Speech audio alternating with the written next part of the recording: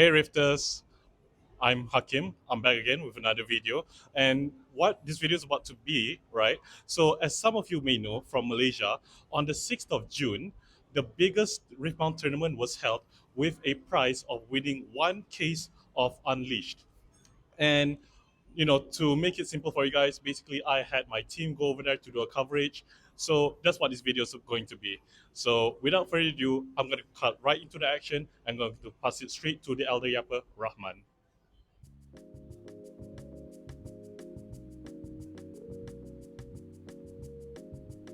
Hello, ladies and gentlemen. Welcome to Fahrenheit 88. I'm your reporter, Abdul Rahman, here as the Elder Yapper, and we are here live on the situation right now with everything setting up.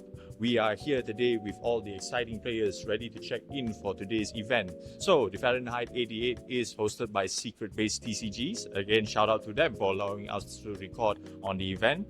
Of course, in collaboration with Classroom that you just saw right just now. So what we're going to be doing for this entire video is that we will be interviewing each player, we'll be interviewing the judges, having VODs, a bit of static analysis and all that fancy wording. Yes, with this little old man here and his amazing cameraman behind the camera. You can't see him. If you can, that would be super weird. Again, this is Elder Yapper live on Fahrenheit 88.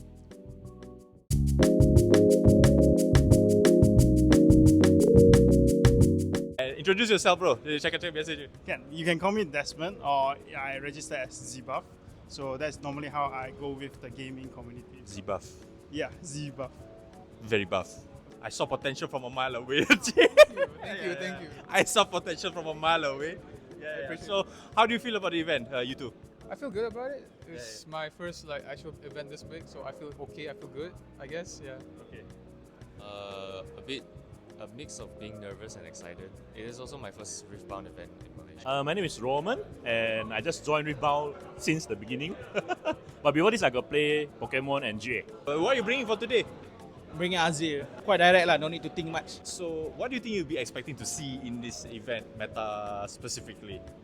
To be honest, Azir, Irelia, and most likely Diana. What will you be seeing in meta? What do you think you'll be seeing a lot lah? What do you think on the locals for today's tournament? I would say personally, I would think maybe LeBlanc is like the highest one I'd probably see. Other than that, maybe a few Victors and a few Auroras. So that's like the biggest meta threats at the moment. Yeah, I'm assuming those two. Most likely LeBlancs, because LeBlanc goes into Aurora quite easy for them. Yeah. There's Aurora punya deck like when they summon the Elder Dragon, they just need like one damage, they can kill everything, right? So yeah, fully I don't see that. Actually, I don't know because the meta now in Malaysia is still new. So I'm not sure whether the thing is practical or not. So maybe I have played something more meta first. But I'm afraid to meet something that's not meta at all. Because no practice at all. I'm expecting to see LeBlanc, of course, and probably a few Irelias and Master Yis. I think Diana and Irelia lah. These two both is like very very strong now lah. Tapi because of the cards very expensive, right? That Moonfall is crazy, because you add 2, then you can deduct your opponent 2. Yeah. Was like, and there's apa yang macam Diana kan pun ada Hui. I was like, wah crazy. Itulah yang takut tu. Yeah, because Diana macam-macam dia boleh buat juga, and they also have the legend punya ability. They can just start tap to like actually discount for their cost payment kan. So macam it's actually quite good lah for them lah. So kita as Azir pun have to really macam think properly lah before you do something, right? Yeah. So, Vex apathetic. Betul lah, that's how you Okay, so I'm just gonna say purple Vex because screw that word.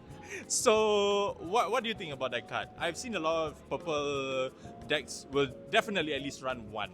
Most is 2 to 3 depending on the situation. I've seen Diana's play 3 copies of it. What do you think about that card? I think that is the most prominent card in the current meta right now. No, I agree. Like Purple Vex is very prominent card because it reduces the cost. That's one. Like for purple decks, like it just makes sure that all the costs low, and it's like the flag to choose it. So to get it off the board, it's gonna give you a problem. Yeah. Yeah, I think it's most gonna be troublesome for units that want to get on the field and then immediately attack, because the stun is gonna be something really hard to deal with. Yeah, because they can because they have this bewitching spirit, I think. If I'm not mistaken, So we have to like careful lah. So whatever, you just try to like play all the way je lah. Some of our viewers tak tahu apa benda tu bewitching spirit. Dia mungkin dengar macam nama hantu. Basically, bewitching spirit ni is a unit, but they can discard your hand. But your opponent can discard lah what they choose. But it's thinning your hand is like sakit juga lah bro. Especially if you have like very thin hand, like 2 or 3. So very crucial lah to discard what you want to discard. This is a hot take lah. How many you gonna get score for? You gonna go 3-0, 2-0? Like, are you gonna go all straight with top 8? I hope can go top 8 first lah. Well, I will personally say Lux as a potential underdog, because like compared to a lot of other decks, she doesn't really run her signature spell, so she's just relying all on. Are you bringing Lux? Yeah, I'm currently playing Lux in this event, so The self-confidence is important in a tournament, gentlemen. yes, of course. Alright. So I wish you all the best. Thank you again for being part of the interview. Hope you enjoyed it again. Willing participants. There's no guns pointed here, okay? We do not allow guns, right? Tada. I didn't bring my clock, but okay. I really do appreciate it, guys. Hey, thank you. Again, thank you so much. And we will be back again after these messages. Hey guys, enjoying the content so far? If you are, why not give us a like, follow, and subscribe, and share our video, right? It helps us a lot in the long run. Without further ado, I'm going to pass it to the main yapper, Rahman. And we're back again with another Krispy Kreme from the Elder Yapper. My name is Rahman. We are reporting live right in front of the battlefields of Riftbound Round 2. Now, with everything going on right now, as you can see from the prior report, we can see there are a lot of Irelias, LeBlancs, and surprisingly, Fiora, Lilia, Annie, and Lux. Now, we are seeing a very diverse meta here, but at the same time, as I mentioned before, prior to this, it is leaning to the Irelia matchup, the Diana matchup, and LeBlanc matchup. So these are the top 3 that we've noticed so far. And surprisingly, within the Malaysian meta in Fahrenheit 88, there isn't any sort of fame when it comes to Rengar. Now, Master Yi is also a part of the meta as well, but surprisingly, I've seen multiple players playing Lux and Annie based on the tournament itself. So we will see who will make it to top 8 and who will bite the dust early on. My name is Rahman, and we will be back soon with the interview with Classroom.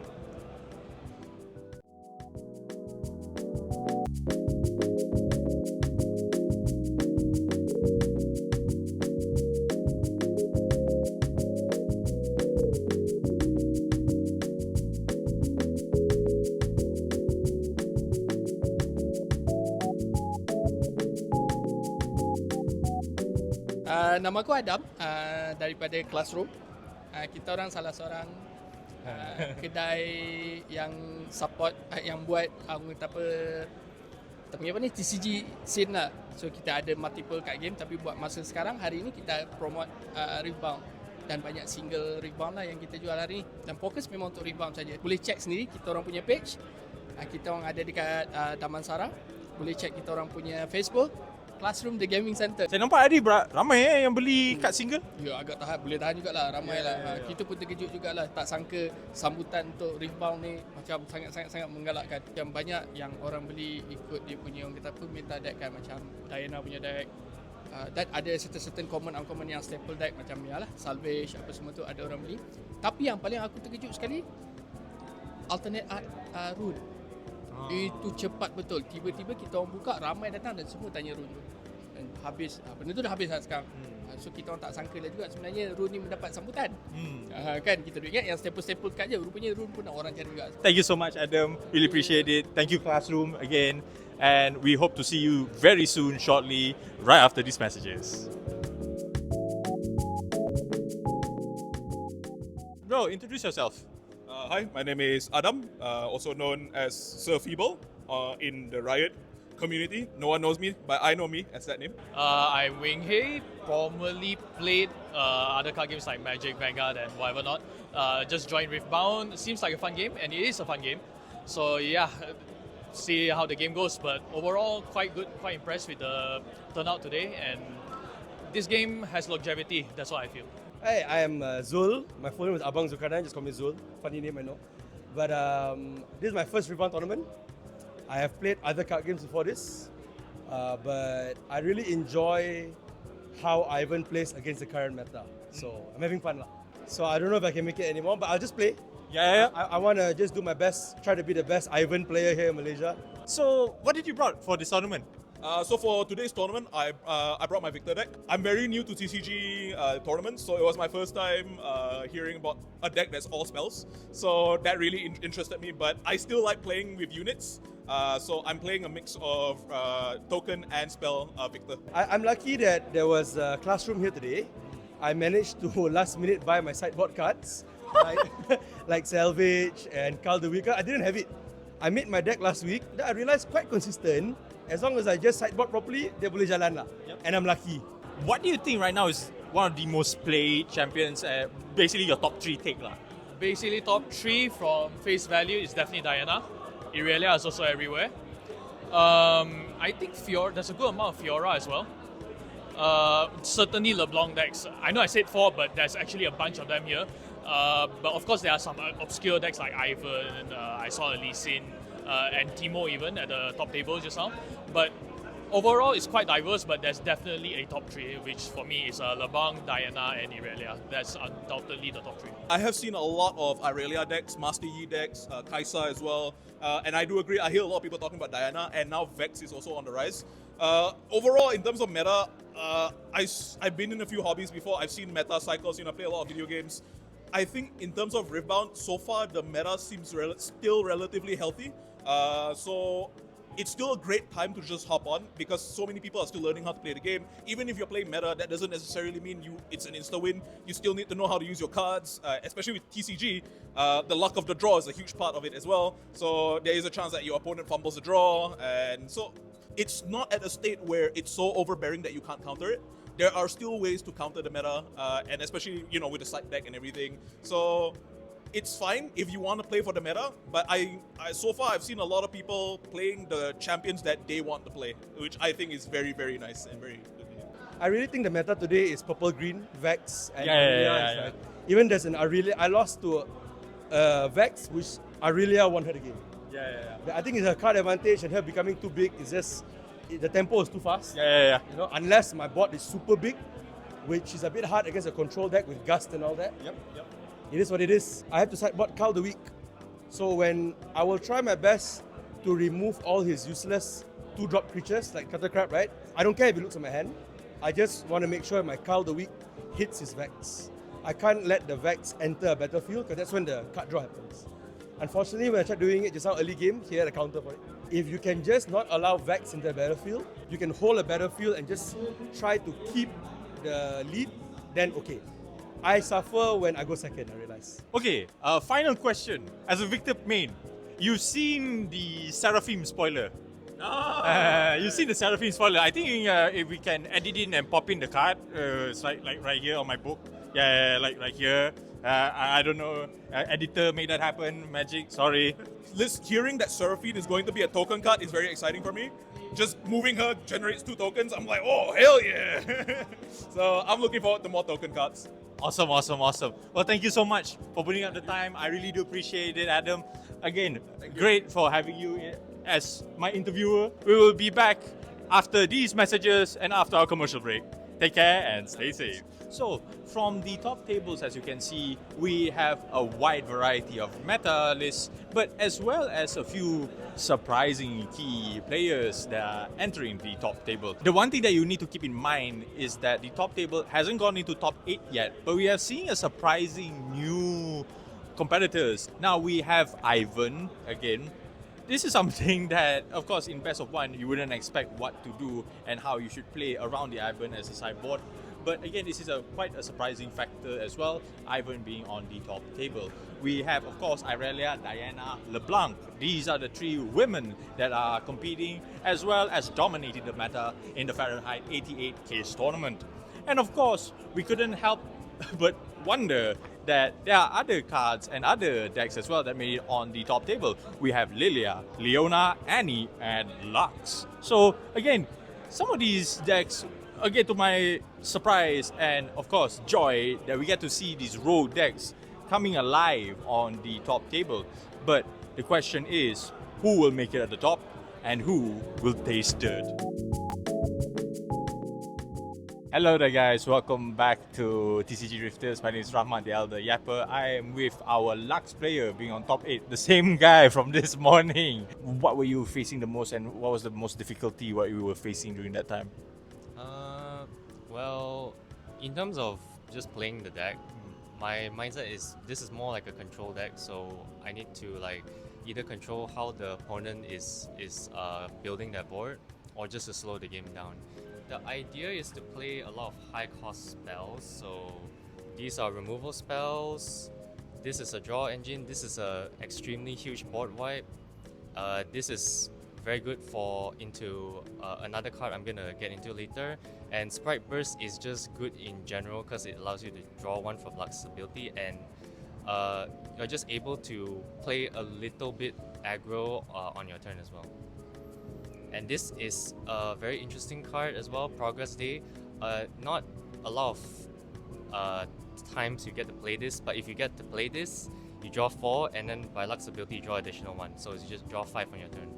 And the idea is to essentially get into this combo where you play Jace or Vanguard Armory, or it can just be Vanguard Armory itself. Pretend this is like a stand-in for a gold token. Let's say you get a token, like a gold token or whatever, and you have these two in hand. What Jace does is when you play him, you have the option to kill a friendly gear, and if you do, you get to play a gear from your hand for free up to cost 7. So usually you play Vanguard Armory. And what this does is every turn you get to tap and then you play 3 recruits. And if you have Sprite Burst, you also get additional bodies and you just swarm them while they are low on units and resources because of your removal. The synergy of Imperial Decree is that it's a passive effect where for the rest of the turn, any unit that gets damaged will die after combat resolves or after damage is resolved. So the idea of this is that at some point I'll have so many 1 might recruits that I can just send them like into a death charge, and then it'll basically just clear the board for me regardless of whatever they have. And the idea against Aurora is that like you play a Baron, I just run into the Baron. You play Elder Dragon on the battlefield, I just run into the Elder Dragon. Because there's a lot of high cost spells, the power cost, which is the colored cost on the cards, is typically very high. So the idea is that you usually want to play a lot of seals, but I only have 1. So the alternative is you play a lot of gold generation, which can be good in a few ways. Gold is able to pay for your power costs, and it's also an additional gear if you want to sack it with Jace to enter your combo. So that's basically how my deck functions. It's just to play removals, high cost removal spells on the opponent, limit their development, and then hope I get Vanguard Armory down and take the game from there. The sideboard is kind of standard, like 5 of these, or is it 2? 4. 4 of these cards are specifically gearhead. So I run 1 salvage in the main deck, and then there's the 2 other salvages here to destroy a gear and then draw 1. And then this is specifically against the Azir matchup. Yellow doesn't have too much consistent gear removal, so this is basically you play this and you kill at most a 1 cost gear, which is usually the 1 drop gears. The remaining 4, this is basically the 3rd Imperial Decree because I run 2 in the main deck. This is against units which or more so decks that have units that are very hard to kill. The 3rd Singularity, because Usually, I would be playing some other removal spells that are not too high cost, or I'll be playing Sprite Burst to take back the board. Usually, if I really need a lot more removal, I'll side in the third one. King's Edict is basically like the card Call the Weak, and this is very good against Aurora. If you have a big unit and maybe you run out of Call the Weak, you can still have these as backup options. So again, if you guys are planning to play Lux, you already have your top 8 in the Fahrenheit 88 meta. So I hope you guys have a wonderful day. Don't worry, stay tuned. We haven't covered top 4 yet. So yeah, rest assured. And like I said, as a reminder, we still have an interview with the organizers. So take care, stay tuned, and we'll be back after these messages. Hi guys, Tanesh here. Been playing Riftbound for some time since before it got official here in Malaysia. But this is like one of the biggest first local events, and quite proud to make it to third place. Running LeBlanc Baited Hook, for everyone who want to try it, obviously and definitely better than the mid-range LeBlanc. And all the best in piloting it. And I noticed you were playing the new Unleash Vi on attack stun. Yeah. I don't see a lot of actually LeBlanc baited hooks actually play that. They have to, because it fixes a core problem where you have connectors from. So without Vi, you only have one connector to 6 mind units, which is your glass mixologist. Now with Vi, she also can die and call your 6 mind units. Which is Rex and Harness, which also runs 3 copy each in the deck. So I feel it's just a well-connected deck. I've seen some LeBlancs who were playing the Yellow Ash from Unleash instead of the... I hate that card so much, bro.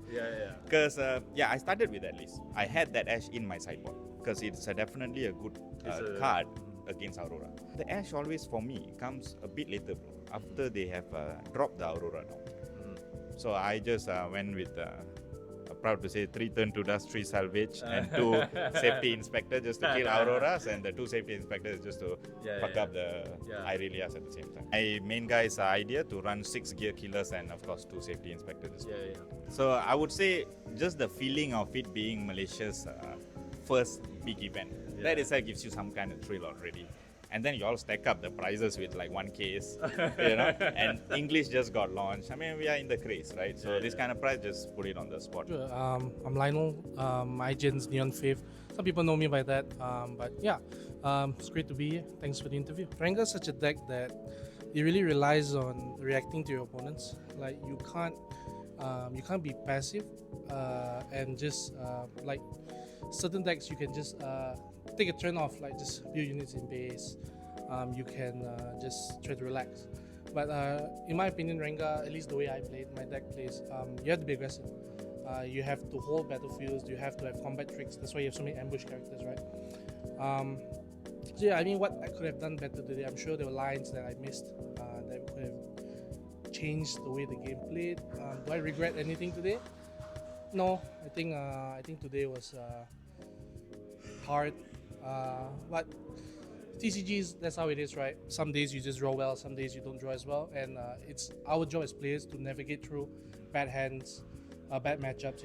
I don't believe in an excuse like, oh, if I drew better, I would have won. I think you should know how to play around your bad draws, your bad matchups. I don't think that's an excuse to why you should lose. Like specifically like Vex and like how she shuts down ambushes. I think it's important to change how you play the deck the moment you see a Vex drop or you expect a Vex. Obviously, if you fight a Vex, you know it's coming turn 2, right? So you got to know like, all right, he's gonna drop the Vex. You got to think a few turns ahead.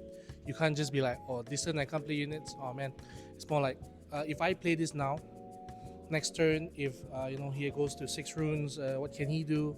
What can I do in response? Is there anything I can do? So it's about thinking about many turns ahead of time, right? You can't be playing turn by turn. You have to see it throughout courses of the whole game. It is a hard matchup, but at the same time, if you navigate it well, I think it's not that bad actually. Main goal is keep playing. Don't just be discouraged because you lose. Because I went 0-3 in Nexus Knights plenty of times.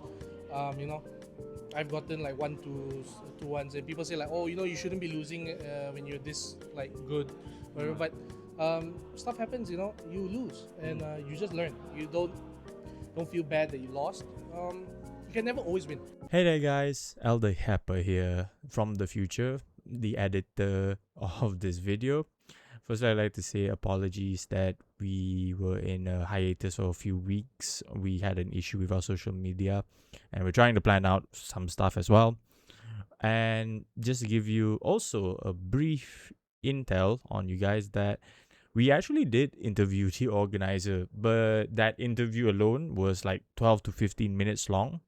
And we couldn't cramp, unfortunately, into this video. So we'll have a separate dedicated video just for him and for Secret Base TCG. Thank you again for their permission to have us record on site as well. And again, thank you so much for enjoying our content. We do apologize that if you didn't get to see your face in the interview and of course in the video today. I really do apologize for it. We really try to cramp as much as we can, but again, we want to really make it below 30 minutes. I hope you guys stay safe, take care, and see you again, Summoners. Hello everyone, my name is Dong Kai Wei, and I'm a Master E player who played today in this case tournament. I just want to shout out to the organizer. Right? Everything went on schedule and the whole tournament went quite well. I also think for my deck, Master E, it's almost good to everything in the meta right now. And I think especially in my build, where I don't really want the big stuff, I want the small stuff. We should make it a little bit more consistent, which I think showed today. I think for my E list, there's a lot of cards that you can see similarity in other East players as well. But I think one card that differentiated it the most is Pyoki, which is the 2-drop.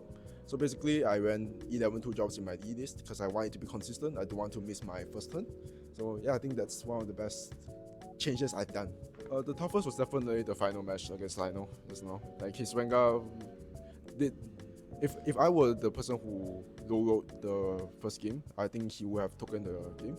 But I think thankfully I went first on the first game and everything went quite well. I saw the slogan behind it. Freedom was something where freedom begins where obedience ends. So I was like, damn, this guy is coming in with the heat. Yeah, you can feel the heat. God damn. All right, so thank you so much, bro. I really do appreciate your time. Yeah. Thank you so much. And that will be the end of the podcast. Again, like, share, all that good stuff. And see you in the next video, ladies and gentlemen. My name is Rahman, Elder Dragon, signing out. Alright guys, so you've reached the end of the video. So be sure to like, comment and subscribe. And give us suggestions for what you guys want to see next for our next videos. Because we are for the community, by the community. And with that being said, my name is Hakim from TCG Rifters, signing off.